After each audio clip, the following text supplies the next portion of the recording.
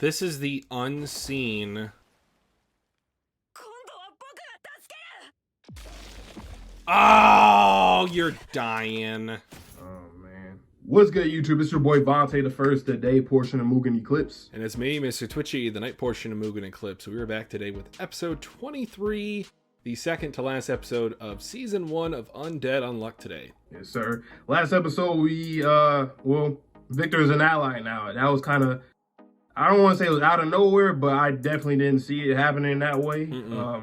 Obviously, we were still in the book at the time, and he ends up killing Fuko numerous times, essentially.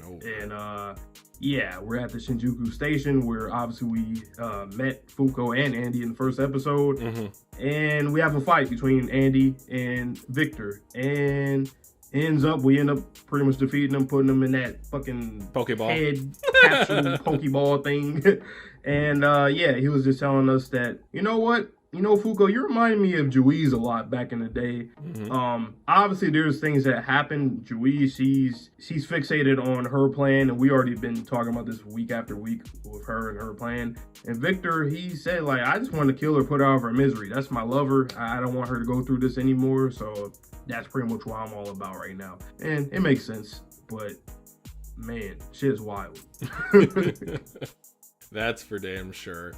So I did read the manga of last episode since the last time that we recorded, and two things I wanted to discuss. One, it will probably be covered in the first 30 seconds of this episode, because when I was downloading it, I did see what was cut from the anime. I think they just rearranged it a little bit, but that's fine. It's going to make this opening scene fuego. And the second point is, there were definitely people in Fuko's dream memories, because she was still avoiding them as if she were going to kill them when she was running around Shinjuku. Which I feel like that was not a good decision to cut out, because it still showed in line with Fuko's character that she cared about memories of people. She didn't want them to be killed. So when Victor said, I'm going to take out all of them, he meant the entire population of that precinct. So, right. Just a little change. I wasn't too big of a fan in retrospect, but I'm hoping they make up for it in this first scene for this episode. All right. Well, with that being said, this is the second to last episode, correct? I think it's correct. 24. So the penultimate episode of Undead Unluck. And obviously, you guys will be seeing a video relatively soon. That will be an announcement of some sort. So stay tuned for that. It has something to do with this. So once again, stay tuned. And with that being said, let's get into episode 23 of Undead Unluck right about now. Now, whatever you do, don't push this button. I am Groot. Uh-huh. I am Groot. That's right. I am Groot. No! No, that's the button that will kill everyone! Anno Un. Little recap. With your armless ass. That's a wild statement. They have a production that loves to like side shots like this. It makes it great for our screenshot shots. Exactly, yeah. The memories of the what if will remain. This is what was cut. Unseen! Oh, whoa, yeah. Da, da, da, da, da, da, da, da, da, da, da, da. I want to know who this bunny girl is. I know she probably do something wild though. Like her power is probably ridiculous. So how do you feel? Do you feel like the fight between Victor and Andy lived up to the expectations in this opening, or no? I feel like it was slightly underwhelming. It didn't, but like when you get the context, it makes sense. Okay. Oh, they definitely sauced it up for the OP. Then again, though, I was saying before that like it did look like some Ichigo Zangetsu type of thing, so I didn't really expect nothing too crazy. All right, more Undead Unluck recap. I've never seen a character more like it's kind of ironic that Victor is literally undead, but he is like one character in anime that 100% he is dying. Oh yeah, just the way he's set up. Like his whole existence is so dead, dead and undead.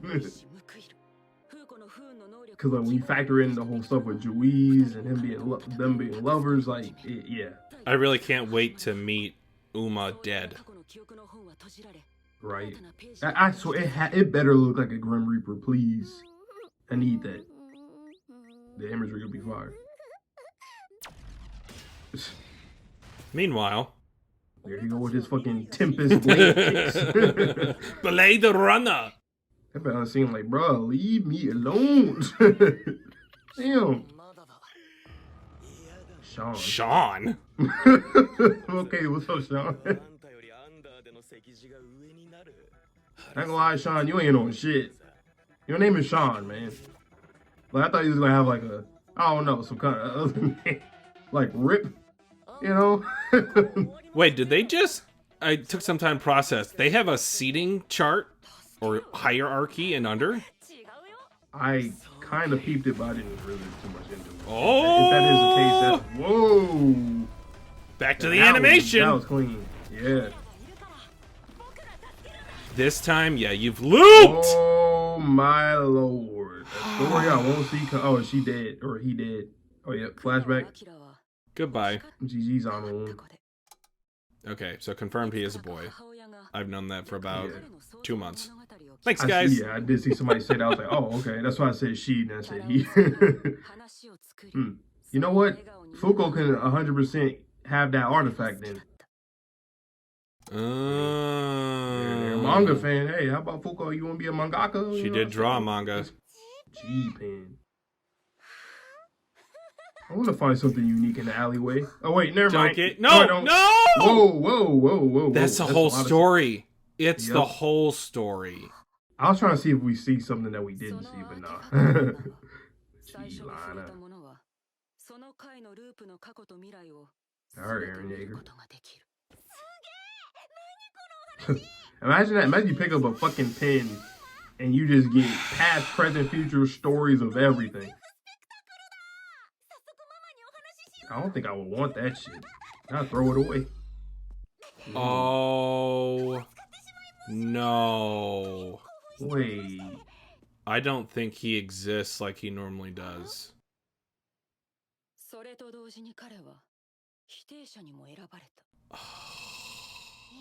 Like,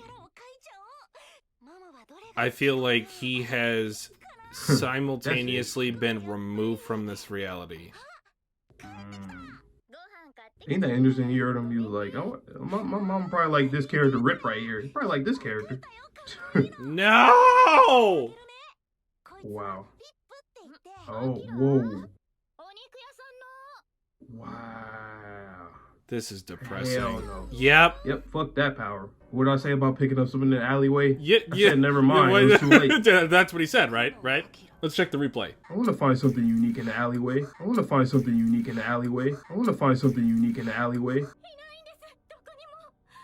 Wow. Especially being a kid, I'm like, Mom, is you playing with me? Is this a prank? No. Traumatized. Like what you said with your friends about the whole... when they was trying to gaslight you. For those of you guys who don't know, I have one friend who has a ongoing joke with me, and he has been gaslighting me for years that none of my friend group, all 6 of us, none of them exist outside of my own mind. Dude, the sound design. Yeah. It's crazy how, like, every time we meet characters in here, it's always some crazy, tragic shit. I'm not prepared for all these other characters that we haven't got their backstory. I am not prepared. People want power scale. I'm about power scale backstories in a minute. Is this One Piece? When abilities first got activated. Power scale trauma. Damn. Trauma skill. On a scale of 1 through 10, where would this land in the trauma scale? Wait, is this body not his actual body? It doesn't seem like it. Dude, this 5-year-old is going to save the world. You're a Pokemon trainer. That's fucking crazy. Nope.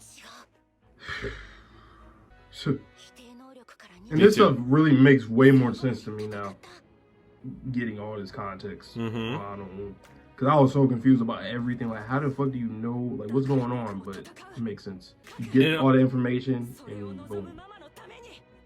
It also makes sense how Anno Un came onto the scene from seemingly nowhere. Right. That's interesting. So that means Anno Un knows even more things that we don't know yet. I mean, obviously, they came on the scene. Well, that's why things. he called them there early to Canada, is because he saw the ending. Which is wild. Unknown! Ah!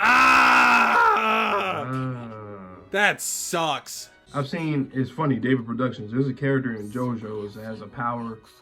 It's like, they're a mangaka too. Okay. And they have a really unique power. And they're actually a real, like, fan favorite character, by the way. But, like, both of their stories is really interesting. I like it. I feel so bad. Oh, that is beautiful, guys. Oh. The mom. Right. I gotta remember how, like, the time works sometimes. Oh, does she know it's her son? Oh, that is wild. Whoa. This episode is hitting me like an emotional isekai-kun truck. My son ran away or got kidnapped or something happened, and then... You never know. Wait a minute. I remember years ago, they were drawing stuff.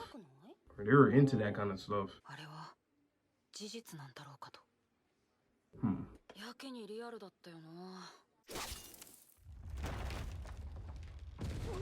That's funny.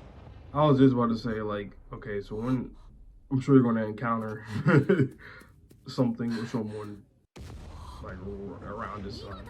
And boom.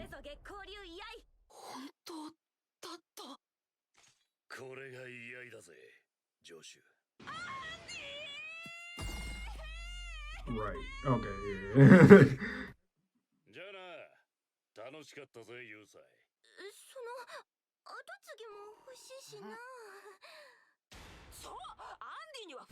Not yet.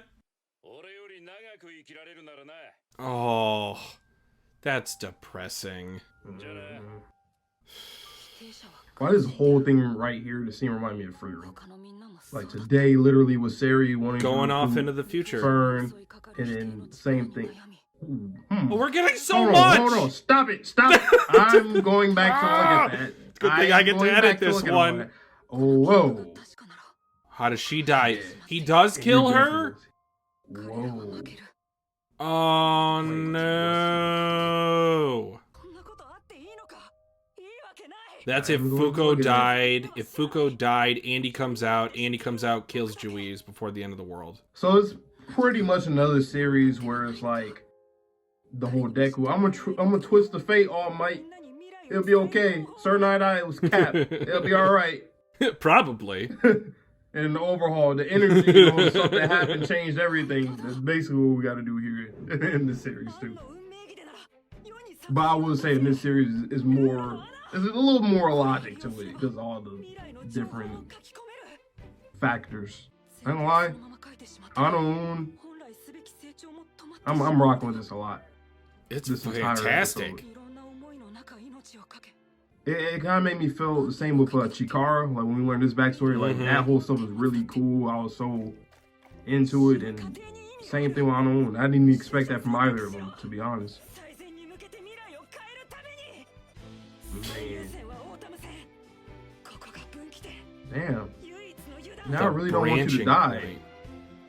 And just think, this is literally from somebody who is not actually a part of the Union, but they're like the Union's biggest, like, clutch player without even knowing. This is the unseen. Oh, you're dying. Oh, man.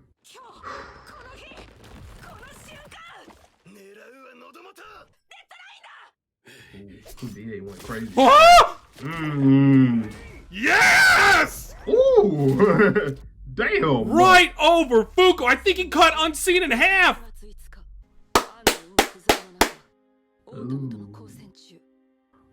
You changed the future, Anno Un. Yeah, wow. Wow. And it makes sense because literally, yeah, Rip was there and they were there when we seen that little clip in the few episodes ago, yeah. Bro, Unseen didn't have no chance to do shit for real. I like that subversion of my expectations, though. Yes, for real, same. But damn. I feel like that's a reference to something else. That pose. It does seem like no, we're gonna save you, please. We do know there is a post-credit scene, so we will be standing by. Yeah. Right. Fantastic episode. That was good. If that's what we're gonna get from every other character too, we obviously got that. But I would say, if I were to like compare, I think Anno Un, there was a lot that went to Anno Un's, like a lot. Not just the backstory of how, when they got the pin and then the power activated and then like just the whole aspect of them even seeing the entire story of everybody. My only question is, how does Anno Un exist to where Andy and Co can now see him? That was a question I had in the middle episode, but I just chalked it up to like negating shit. I don't know. Maybe he learned to control his powers at that point? Like to turn it off? Yeah. Or it's like either that or it's just as simple as like anybody who's like a negator. Well, I guess like the moment that you have the pin, right? You essentially are a spectator. So like No. I think it was slightly different. I think he picked up the pen and then he also got a negator power. I think they're separate. Pretty much. Yeah. So I guess it's just the non-affecting, like same thing with like a non-negator versus a negator. I don't know. I'm just gonna chalk it up to that, unless there's more than we need to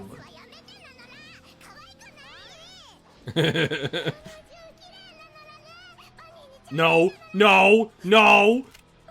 Yes! No! Uh-oh. I'm scared, because we don't know what the fuck this girl got. What did I say?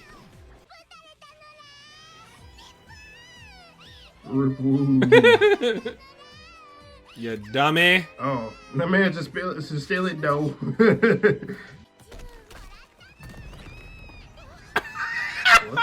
What? This might be my favorite character. You wacky little girl. Oh, tell me. Huh. So you all want something different. That's a part of the whole everything. I mean, yeah. Oh. Why? Is it not written in this pen?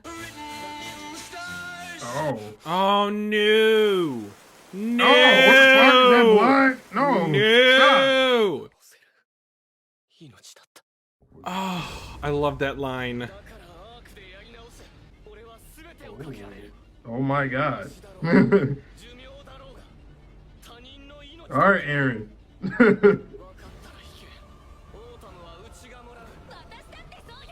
Oh boy.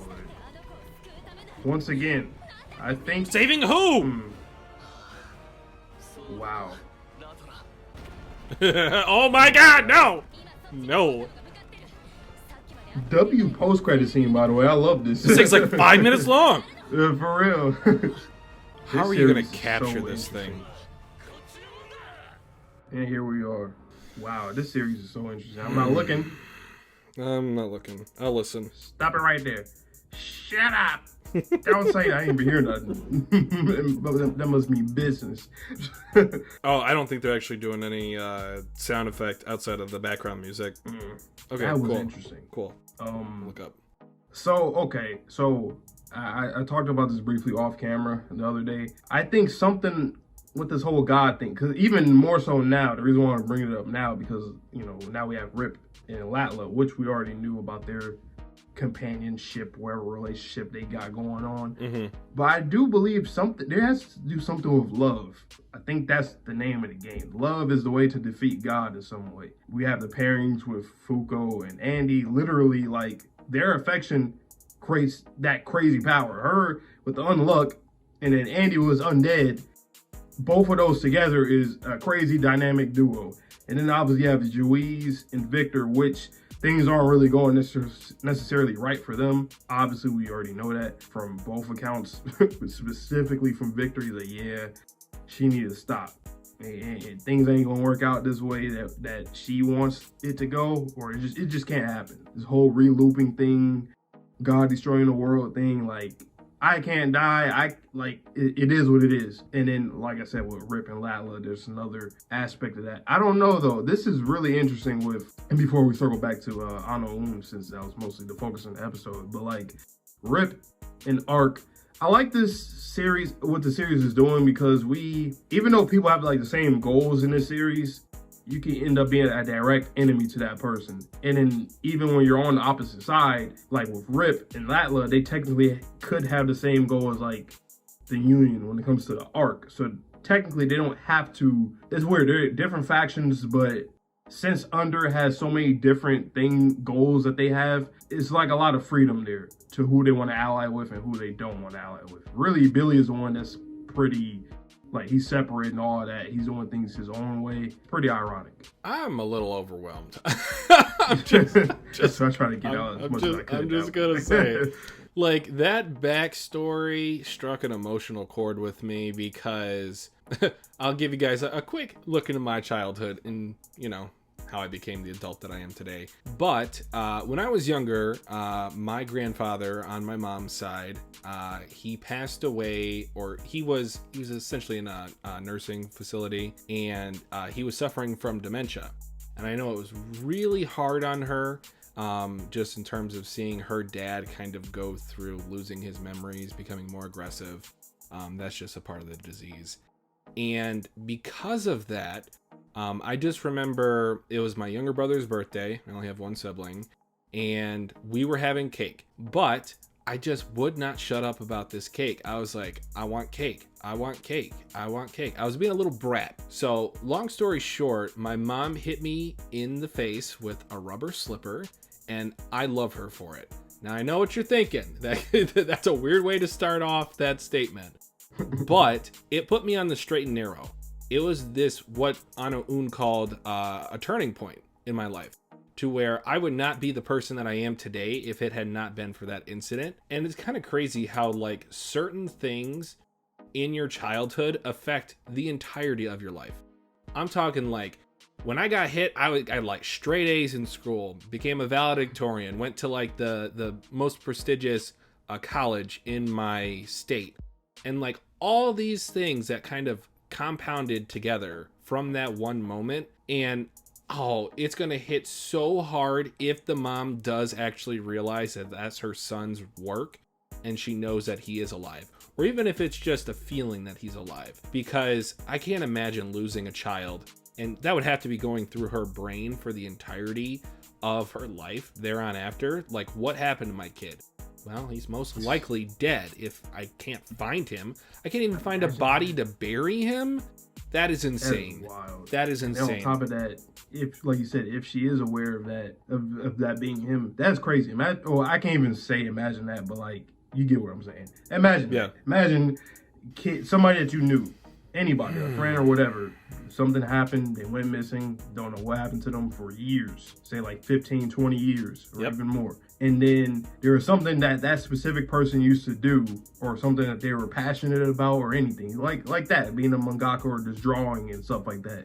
And they draw a specific character, and they always used to draw this character a certain kind of way. Exactly. Yeah, the name, everything.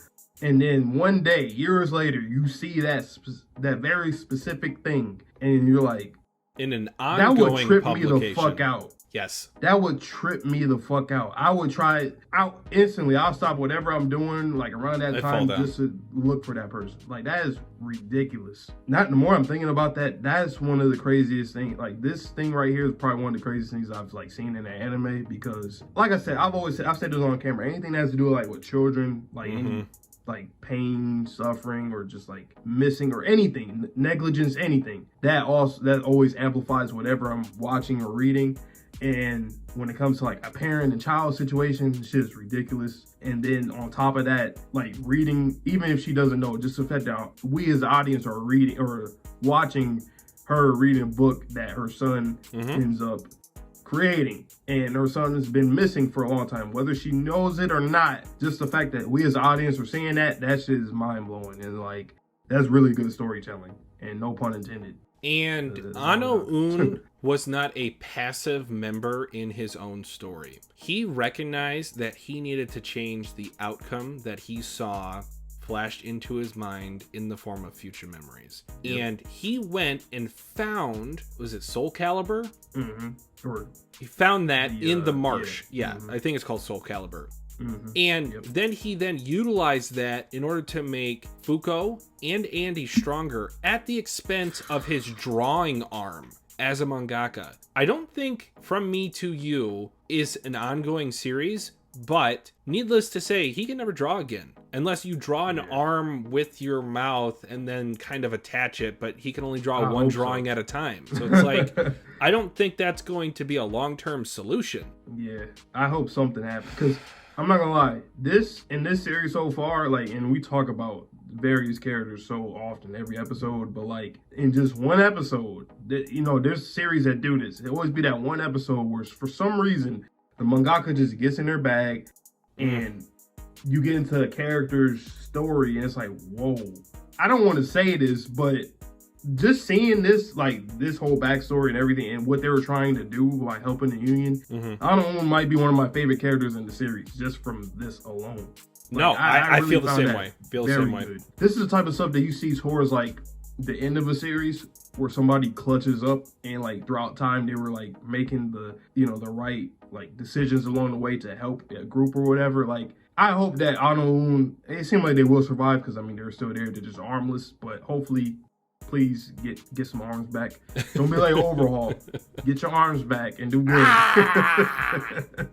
Damn, Like, this is a good ass episode. Jokes aside, it's not one for one, but this very much reminded me of the Itachi reveal. For the longest time, we thought one thing, and then he's been doing things in the background, just kind of looking out for you. In this case, he was looking out after his characters. In one episode. One episode. That's wild. They streamlined it. That's wild. That is a skill. And like, I mean, I know this is, you know, from an animation perspective, from an anime perspective, but obviously in the manga, it was also had to have been that quick too, obviously. But that is a skill. To make a character who, not only do you learn just a backstory of how they, you know, like any character in the series, how we learn how they got their abilities and whatnot, but not only that, but on top of that, they have been helping our main group the entire way. They know everything, and then they made the right audibles and changes to help us, and still are doing it right now with just dialogue without arms. Like, an active participant. Fuko would have died there. That's crazy. Exactly. Sean. Bye-bye, Sean. Sean. GG, Sean. Three-eyed loser. Sean. he literally had, that was the first time he even spoke. He didn't even speak when we first, quote unquote, saw him prior. Oh, my tummy. It got cut up. Man, this was good. And then, like I said, the supper rip at the end. Damn. I feel like we're going to get into his motivations next episode, and it's going to be even better. I can't wait, man. Next episode's the last one, but there's more. Just know, guys, there's more. You want to rip off the Band-Aid, or are we still waiting? Well, if you guys are here, because, you know, we'll give you a little if special people surprise. are here, you know what I'm saying? I'll just say, I'll just put it like this. M_____A. That's all I gotta say. M_____A. That's all I'll say. Okay. So if you know, you know. Yeah. If you don't, you will know soon. So with that being said, I hope you guys all have a good one. Please stay safe, stay healthy, stay clean. See you guys all in the next video. And peace.